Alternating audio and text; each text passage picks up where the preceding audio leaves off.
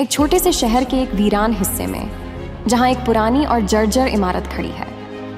इमारत के आसपास बहुत कम रोशनी है और सड़कें बिल्कुल सुनसान हैं। एक हल्की हवा चल रही है और धुंधली सी शाम हो रही है। रिया, एक 18 साल की लड़की, उस सुनसान इलाके में पहुंचती है।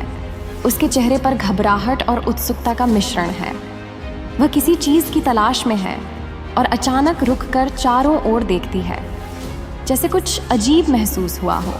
रिया को अचानक दूर से हल्की आवाज़ें सुनाई देती हैं, जो हवा के साथ मिलकर बहुत अस्पष्ट लगती हैं। वह आवाज़ों की दिशा में बढ़ने लगती है। उसकी चाल धीमी होती है, जैसे हर कदम के साथ डर बढ़ रहा हो। अचानक वह ठिठक जाती है, जैसे किसी ने उसे बुलाया हो। रिया एक अंधेरी गली में पहुंचती है, जहां अचानक उसके सामने कुछ अदृश्य सा महसूस होता है। वह देख नहीं सकती, लेकिन उसे महसूस होता है कि कोई है। अचानक हवा की एक तेज लहर उसके पास से गुजरती है और उसके शरीर में कंपी सी दौड़ जाती है।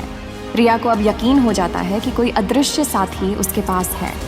वह उससे संवाद करने की कोशिश करती है, लेकिन केवल हवा की सरसराहट और गहरे सन्नाटे के बीच अस्पष्ट शब्द सुनाई देते हैं। अदृश्य साथी उसे बताता है कि वह उसकी मदद के लिए है, लेकिन एक शर्त के साथ।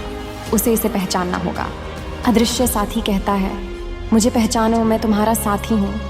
रिया अपनी पुरानी यादों में खो जाती है और उसे याद आता है कि बचपन में उसकी एक काल्पनिक दोस्त हुआ करती थी, जो अदृश्य था। लेकिन वह उसे कैसे पहचाने? वह साथी कौन है? रिया को अंततः एहसास होता है कि वह अदृश्य साथी कोई और नहीं, बल्कि उसकी अपनी कल्पनाओं और भय का प्रतीक है। वह साथी उसकी आत्मा का हिस्सा है, जो हमेशा उसकी मदद करने के लिए तैयार है। लेकिन जब तक वह खुद पर भरोसा नहीं करेगी, वह उसे नहीं देख पाएगी। अब रिया मुस्कुराती है और अपने अदृश्य साथी का धन्यवाद करती है। वह अब अकेली नहीं महसूस करती, क्योंकि उसने अपने भीतर की शक्ति को पहचान लिया है।